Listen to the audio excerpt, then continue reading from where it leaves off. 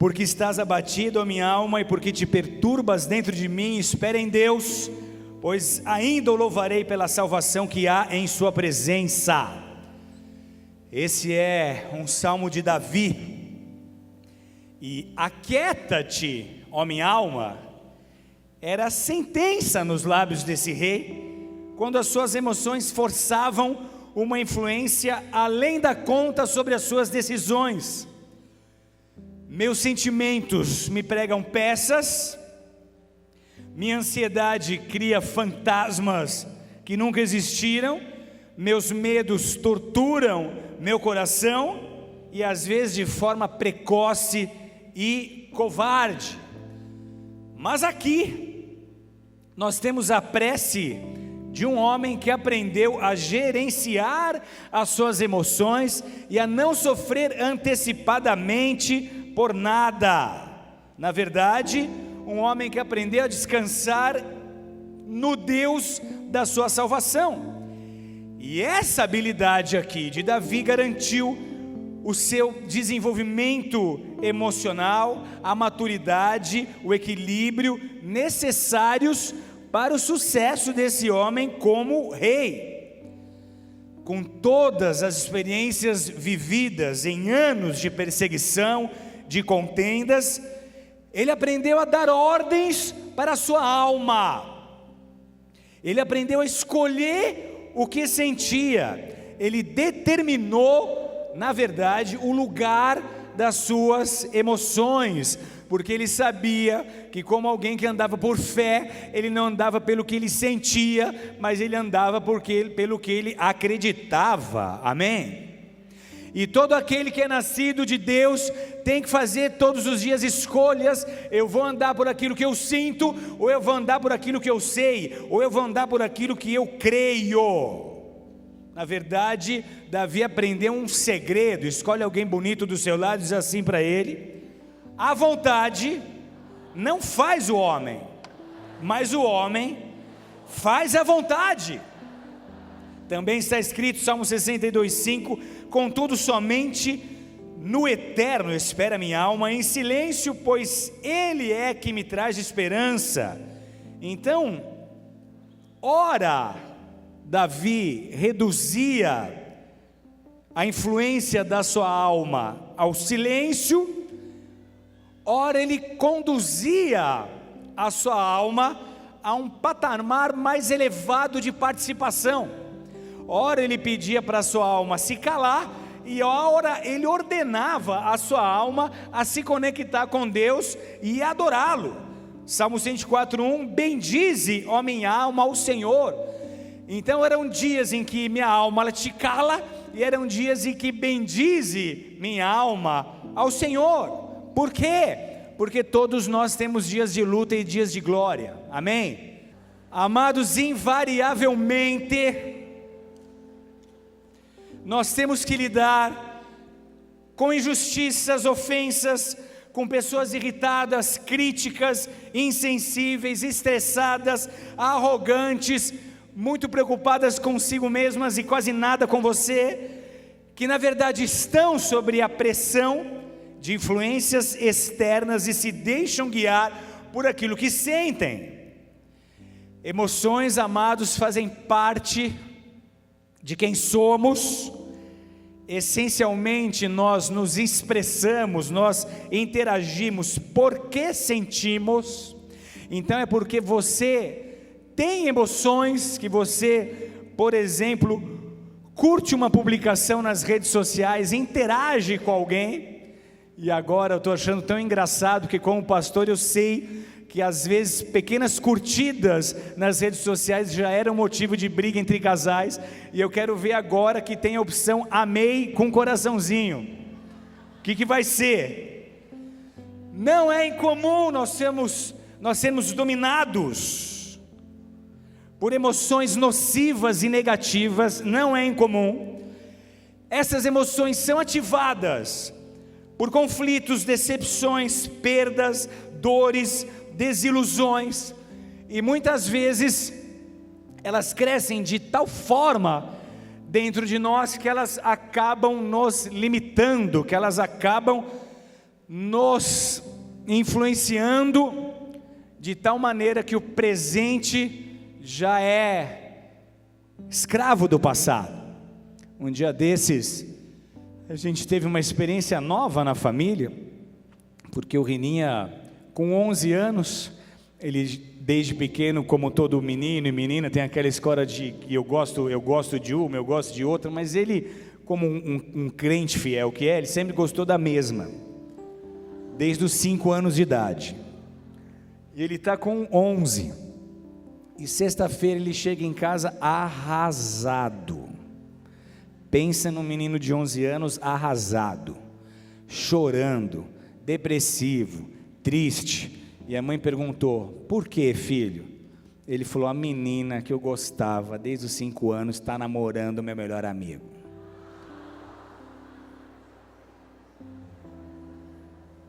Correu para o Facebook. Eu falei: sai do Facebook. Nessas horas, nada do que você falar aí vai prestar, sai daí.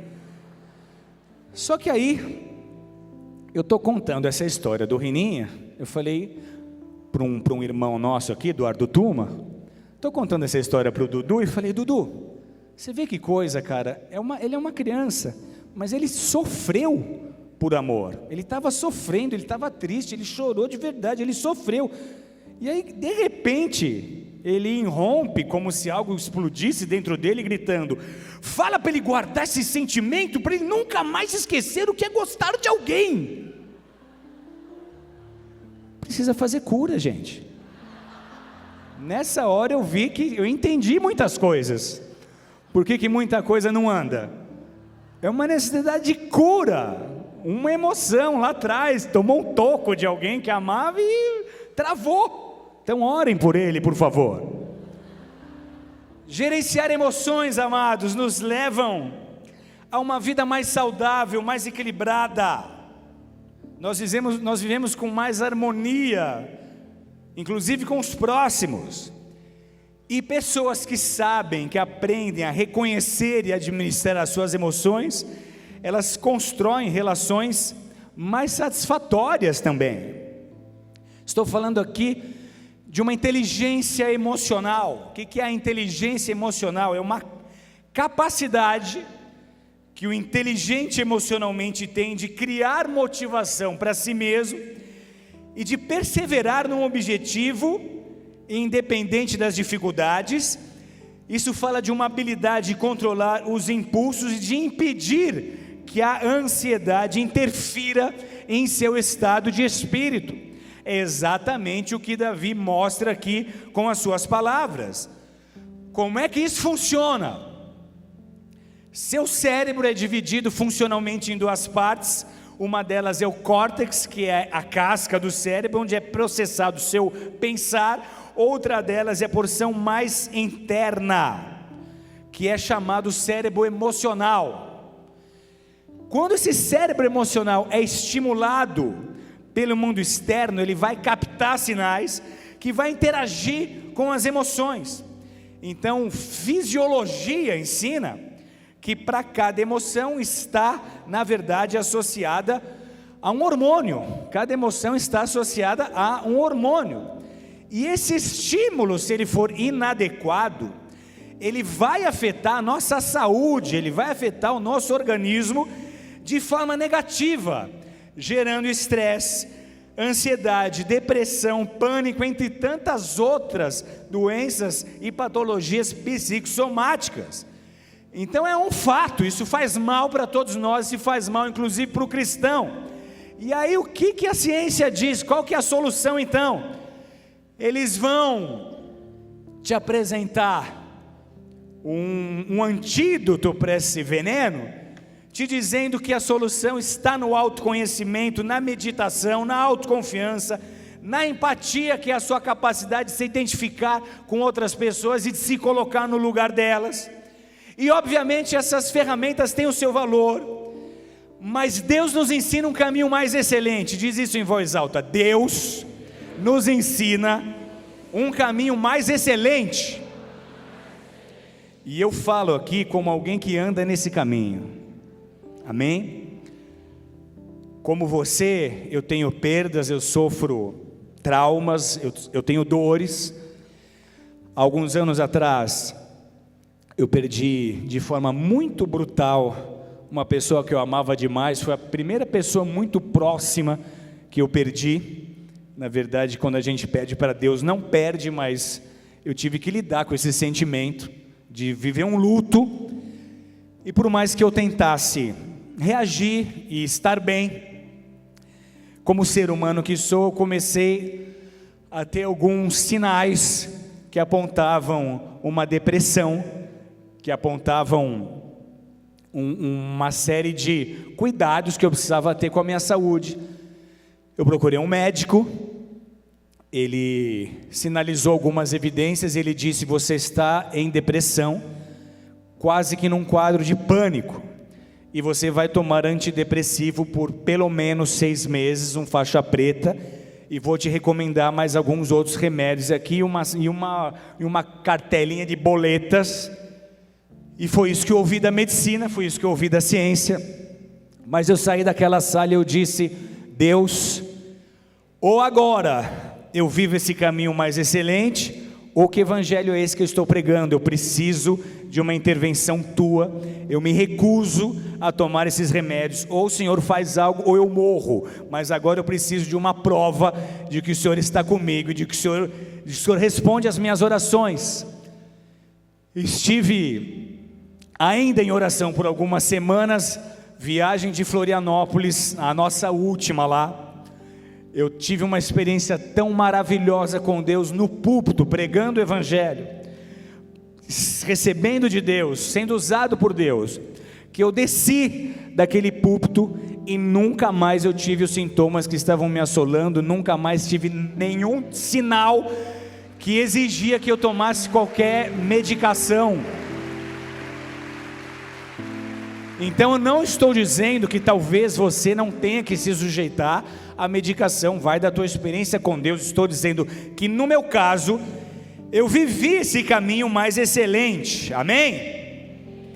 Claro, essas ferramentas têm valor, mas por que o caminho de Deus é mais excelente? Porque é impossível ao homem conhecer a si mesmo sem conhecer a sua origem, conhecer a mim mesmo sem conhecer o seu Criador. Então, por melhor que seja a minha disposição, a minha vontade, eu tenho os meus limites, só que para Deus não há nada impossível.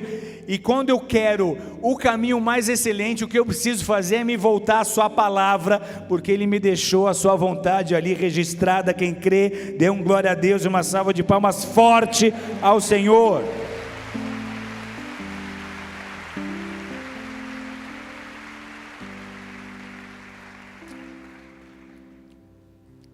Anseios e necessidades entre homens dos tempos bíblicos e os homens modernos e os homens de hoje são exatamente os mesmos.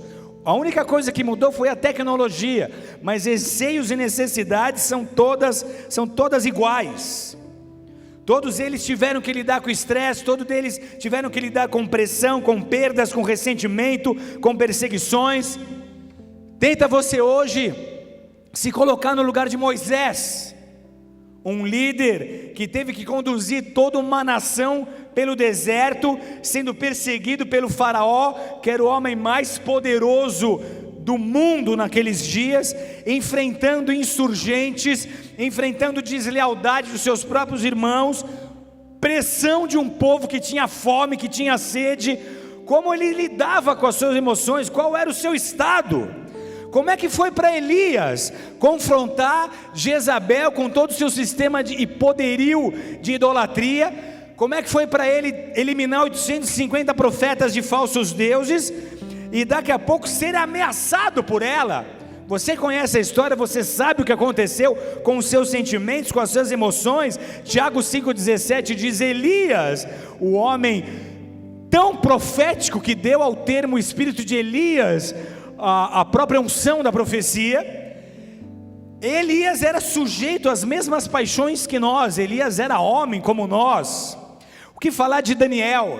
O rei Nabucodonosor teve um sonho, ele queria que os magos interpretassem esse sonho, Mas antes que os magos interpretassem o sonho, Nabucodonosor queria que eles adivinhassem o sonho. Então, quando Daniel é chamado, o cenário era esse: olha, Daniel, o rei já decidiu matar todos os magos e todos os adivinhos, se eles não adivinharem o sonho e depois interpretarem o sonho. Como os magos não tinham o Espírito de Deus, eles não conseguiram adivinhar o sonho, mas aí Daniel agora está sobre essa simples expressão: se você não adivinhar o sonho do governante da terra hoje, e não interpretar esse sonho no prazo dele, morre você e morre todos os adivinhos com você. Então diga para o seu vizinho: eles também trabalhavam com prazo. Jesus, amados, como homem, suou sangue, tamanho o seu nível de estresse, e assim como eles, nós também estamos envolvidos em atividades que desencadeiam processos de ansiedade. Nós temos os nossos desafios que fazem o mesmo conosco, mas assim como eles, nós precisamos crescer em nossa fé e aprender a crer em Deus e a nos renovar nele.